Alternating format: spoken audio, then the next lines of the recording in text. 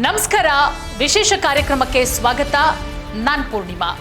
ನೋಡಿ, ರಾಜಕೀಯದಲ್ಲಿ ಬಹಳ ಜೋರಾಗಿ ಕೇಳಿಬರ್ತಾ ಇರುವಂತಹ ವಿಚಾರ, ರಾಜ್ಯಸಭೆಗೆ ಮತ್ತೊಮ್ಮೆ ಆಯ್ಕೆಯಾಗ್ತಾ ಇದ್ದಾರಂತೆ ಮಾಜಿ ಪ್ರಧಾನಿಗಳಾದಂತಹ ಎಚ್.ಡಿ. ದೇವೇಗೌಡರು ಅನ್ನುವಂತಹ ವಿಚಾರ ರಾಜಕೀಯದಲ್ಲಿ ಬಹಳಷ್ಟು ಜೋರಾಗಿ ಕೇಳಿಬರ್ತಾ ಇದೆ. ರಾಷ್ಟ್ರ ರಾಜಕೀಯದಲ್ಲಿ ನೋಡಿ, ಜೂನ್ ತಿಂಗಳಿಗೆ ರಾಜ್ಯಸಭೆ ಸದಸ್ಯರ ಅವಧಿ ಮುಕ್ತಾಯ ಆಗ್ತಾ ಇದೆ. ಕಾಂಗ್ರೆಸ್ನಿಂದ 3 ಜನ, ಬಿಜೆಪಿಯಿಂದ 1. ಆ 1 ದೇವೇಗೌಡರಿಗೆ ಆ 1 ಸೀಟು ಸಿಗುವಂತಹ ಸಾಧ್ಯತೆಗಳಿದೆ ಅನ್ನುವಂತಹ ಮಾತುಗಳು ಕೂಡ ಕೇಳಿಬರ್ತಾ ಇದೆ. ಹಾಗಾದ್ರೆ ದೇವೇಗೌಡರು ಮತ್ತೆ ರಾಜ್ಯಸಭೆಗೆ ಹೋಗ್ತಾರಾ? ತಮ್ಮ 94ರ ಇಳಿ ವಯಸ್ಸಲ್ಲೂ ಕೂಡ ಎಷ್ಟು ಉತ್ಸುಕರಾಗಿದ್ದಾರೆ. ರಾಜ್ಯಸಭೆಯಲ್ಲಿ ನಿಂತ್ಕೊಂಡು ದೇಶದ ಸಮಸ್ಯೆಗಳನ್ನ ಹೇಳ್ತಾರೆ, ರಾಜ್ಯಕ್ಕಾಗ್ತಾ ಇರುವಂತಹ ಸಮಸ್ಯೆಗಳು ಎಲ್ಲವನ್ನ ಕೂಡ ಹೇಳ್ತಾರೆ. ಇದೆಲ್ಲವನ್ನ ಕೂಡ ನಾವು ಗಮನಿಸ್ತಾ ಇದ್ದೀವಿ. 94 ವರ್ಷ ಆದ್ರೂ ಕೂಡ ದಣಿವರಿಯದ ರೀತಿಯಲ್ಲಿ ಕೆಲಸಗಳನ್ನ ಮಾಡ್ತಾ ಇದ್ದಾರೆ ದೇವೇಗೌಡರು ಮಣ್ಣಿನ ಮಗ. ಪ್ರಧಾನಿಯಾದಂತಹ ಸಂದರ್ಭದಲ್ಲಿ ಅವರು ತಂದಂತಹ ಯೋಜನೆಗಳು, ದೇಶಕ್ಕೆ, ರಾಜ್ಯಕ್ಕೆ ಅವರು ಕೊಟ್ಟಂತಹ ಕೊಡುಗೆಗಳು ಇವತ್ತಿಗೂ ಕೂಡ ಅಜರಾಮರ. ಇವತ್ತೂ ಕೂಡ ದೇಶದ ಜನ, ರಾಜ್ಯದ ಜನ ಮಾತನಾಡ್ತಾರೆ ಅವರ ಯೋಜನೆಗಳ ಬಗ್ಗೆ. ಅವರು ಮಾಡಿದಂತಹ ಕೆಲಸ ಕಾರ್ಯಗಳು ಇವತ್ತು ಮಾತನಾಡ್ತಾ ಇದೆ. 93-94 ವಯಸ್ಸು, ಮನೆಯಲ್ಲಿ ಆರಾಮಾಗಿ ರೆಸ್ಟ್ ಮಾಡುವಂತಹ ಸಮಯದಲ್ಲಿ ರಾಜ್ಯಸಭೆಯಲ್ಲಿ ಕೂತ್ಕೊಂಡು ಮಾತನಾಡ್ತಾರೆ ದೇಶದ ಬಗ್ಗೆ, ರಾಜ್ಯದ ಬಗ್ಗೆ. ಇನ್ನೂ ಕಾಳಜಿ ಇಟ್ಕೊಂಡಿದ್ದಾರೆ ಅಂತ ಹೇಳಿದ್ರೆ ದೇವೇಗೌಡರಿಗೆ ನಾವು ಹ್ಯಾಟ್ಸ್ ಆಫ್ ಹೇಳಲೇಬೇಕು. ಮತ್ತೊಮ್ಮೆ ರಾಜ್ಯಸಭೆಗೆ ದೇವೇಗೌಡರನ್ನ ಕಳಿಸೋದಕ್ಕೆ ಎಲ್ಲ ರೀತಿಯ ಸಿದ್ಧತೆಗಳು ಕೂಡ ಆಗಿದೆ.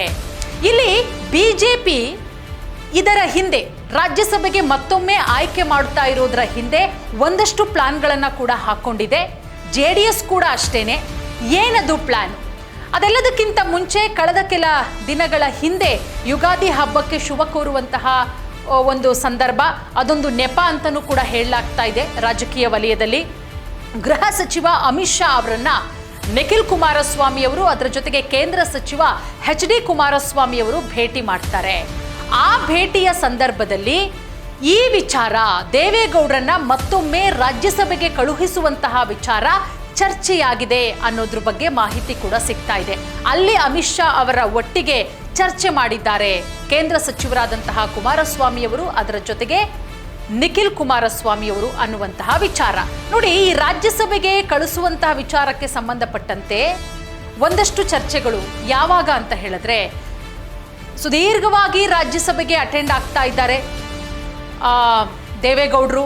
ಅಲ್ಲಿ ದೇವೇಗೌಡರ ಮಾತುಗಳನ್ನು ಕೇಳಿಸ್ಕೊಂಡ್ವಿ. ಅಲ್ಲಿ ಪ್ರಧಾನಮಂತ್ರಿಗಳಾದಂತಹ ನರೇಂದ್ರ ಮೋದಿ ಅವರ ಕೆಲಸ ಕಾರ್ಯಗಳನ್ನು ದೇವೇಗೌಡರು ಹೊಗಳುತ್ತಾರೆ.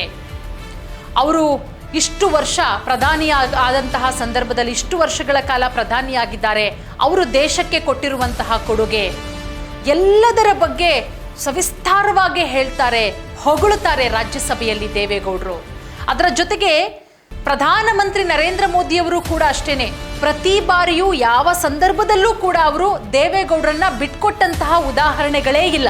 ಪ್ರತಿ ಸಂದರ್ಭದಲ್ಲೂ ಕೂಡ ದೇವೇಗೌಡರನ್ನ ಹೊಗಳುತ್ತಾರೆ. ಒಬ್ಬ ಅತ್ಯುನ್ನತವಾದಂತಹ ನಾಯಕರು, ಅವರ ಮಾರ್ಗದರ್ಶನದಲ್ಲಿ ನಾವೆಲ್ಲರೂ ಕೂಡ ಅಂತ ಹೇಳಿ. ಮತ್ತೆ ದೇವೇಗೌಡರು ಹಾಗೆ ಮೋದಿ ಅವರ ಸಂಬಂಧ ಯಾವ ರೀತಿ ಇದೆ ಅನ್ನೋದು ಕೂಡ ಎಲ್ರಿಗೂ ಕೂಡ ಗೊತ್ತು. ಒಬ್ಬರನ್ನೊಬ್ರು ಎಲ್ಲೂ ಕೂಡ ಬಿಟ್ಕೊಟ್ಟಿರುವಂತಹ ವಿಚಾರ ಇಲ್ಲ. ಸೊ ಇದೆಲ್ಲದರ ನಡುವೆ ಈಗ ಮತ್ತೊಮ್ಮೆ ರಾಜ್ಯಸಭೆಗೆ ಆಯ್ಕೆಯಾಗೋದು, ರಾಜ್ಯಸಭೆಗೆ ಮತ್ತೊಮ್ಮೆ ದೇವೇಗೌಡರನ್ನ ಕಳಿಸೋದು ಬಹುತೇಕ ಖಚಿತ ಅಂತಾನೆ ಹೇಳಲಾಗ್ತಾ ಇದೆ. ಅದೆಲ್ಲದರ ನಡುವೆ 4 ಜನರು ಈಗ ಅವಧಿ ಮುಗಿತಾ ಇರೋದ್ರಿಂದ ಜೂನಲ್ಲಿ ಆ 4 ಜನರಲ್ಲಿ ದೇವೇಗೌಡರು ಮತ್ತೆ ಮರು ಆಯ್ಕೆಯಾಗುವಂತಹ ಎಲ್ಲ ಸಾಧ್ಯತೆಗಳು ಕೂಡ ಇದೆ. ಅದೆಲ್ಲದರ ನಡುವೆ ಬಿಜೆಪಿ ಕೂಡ ಒಂದಷ್ಟು ಮಾಸ್ಟರ್ ಪ್ಲಾನ್ಗಳನ್ನು ಮಾಡಿಕೊಂಡಿದೆ. ಇಲ್ಲಿ ದೇವೇಗೌಡರನ್ನ ಮತ್ತೊಮ್ಮೆ ರಾಜ್ಯಸಭೆಗೆ ಕಳಿಸಿದ್ರೆ ದೇವೇಗೌಡರು ಒಕ್ಕಲಿಗ ನಾಯಕ, ಪ್ರಬಲ ಒಕ್ಕಲಿಗ ನಾಯಕರಾಗಿದ್ದಾರೆ ರಾಜ್ಯದಲ್ಲಿ. ಈ ಮೈತ್ರಿ ಮುಂಬರುವಂತಹ ವಿಧಾನಸಭೆ ಚುನಾವಣೆಯಲ್ಲೂ ಕೂಡ ಕಂಟಿನ್ಯೂ ಆದರೆ ಅದು ಬಹಳಷ್ಟು ಯೂಸ್ ಆಗುತ್ತೆ. ಈ ಮೈಸೂರು ಭಾಗ, ಈ ಮಂಡ್ಯ, ಮೈಸೂರು, ಇಲ್ಲೆಲ್ಲ ಹಾಸನ್ನು, ಈ ಭಾಗದಲ್ಲಿ ಒಕ್ಕಲಿಗರ ಪ್ರಾಬಲ್ಯ ಹೆಚ್ಚಾಗಿರುವಂತಹ ಕ್ಷೇತ್ರಗಳು. ಈ ಕ್ಷೇತ್ರದಲ್ಲಿ ನಾವು ಒಕ್ಕಲಿಗರನ್ನ ಹಿಡಿದಿಟ್ಕೊಂಡ್ರೆ ಆರಾಮಾಗಿ ಗೆಲ್ಲಬಹುದು. ಅಲ್ಲಿಗೆ ಏನು ಮಾಡಬೇಕು, ನಾವು ದೇವೇಗೌಡರ ಜೊತೆಗೆ ಬಹಳಷ್ಟು ಚೆನ್ನಾಗಿದ್ದೀವಿ, ಮತ್ತೊಮ್ಮೆ ಅವರನ್ನು ರಾಜ್ಯಸಭೆಗೆ ಆಯ್ಕೆ ಮಾಡಿ ಕಳಿಸಿದ್ದೀವಿ. ಹಾಗಾಗಿ ದೇವೇಗೌಡರನ್ನ ರಾಜ್ಯಸಭೆಗೆ ಆಯ್ಕೆ ಮಾಡಿ ಕಳಿಸಿದಾಗ ಒಕ್ಕಲಿಗ ಮತಗಳು ನಿರ್ಣಾಯಕವಾಗುತ್ತೆ, ಒಕ್ಕಲಿಗ ಮತಗಳು ಬರುತ್ತೆ, ಅಲ್ಲಿಗೆ ಅದೊಂದು ಪ್ಲಸ್ ಆಗುತ್ತೆ. ಮತ್ತು JDS ಕೂಡ ಒಂದಷ್ಟು ಯೋಚನೆ ಮಾಡ್ತಾ ಇದೆ. ಇಲ್ಲಿ BJP ಮಾತು ಕೇಳಿಕೊಂಡು ದೇವೇಗೌಡರನ್ನ ಮತ್ತೊಮ್ಮೆ ರಾಜ್ಯಸಭೆಗೆ ಏನಾದ್ರು ಕಳಿಸಿದ್ರೆ BJP ಹೇಳಿದಷ್ಟೇ ಸೀಟ್ಗಳನ್ನು ನಾವೇನಾದರೂ ತಗೋಬೇಕಾ ಹೇಗೆ ಅಂತ ಹೇಳಿ ಒಟ್ಟಾರೆ ಲೆಕ್ಕಾಚಾರದಲ್ಲಿದ್ದಾರೆ. ಬಹುತೇಕ ರಾಜ್ಯಸಭೆಗೆ ಮತ್ತೊಮ್ಮೆ ಹೋಗೋದು ದೇವೇಗೌಡರು ಫಿಕ್ಸ್ ಅಂತಲೇ ಹೇಳಲಾಗ್ತಾ ಇದೆ.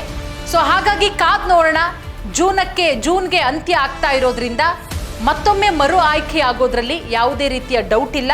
ಇದು ರಾಷ್ಟ್ರ ರಾಜಕಾರಣದಲ್ಲಿ ಓಡಾಡ್ತಾ ಇರುವಂತಹ ವಿಚಾರ. ಇದು ಸತ್ಯನಾ ಅಥವಾ ಸುಳ್ಳಾಗಬಹುದಾ ಏನು ಅನ್ನೋದಕ್ಕೆ ಇನ್ನೇನು ಕೆಲವೇ ದಿನಗಳಲ್ಲಿ ಉತ್ತರ ಸಿಗುತ್ತೆ.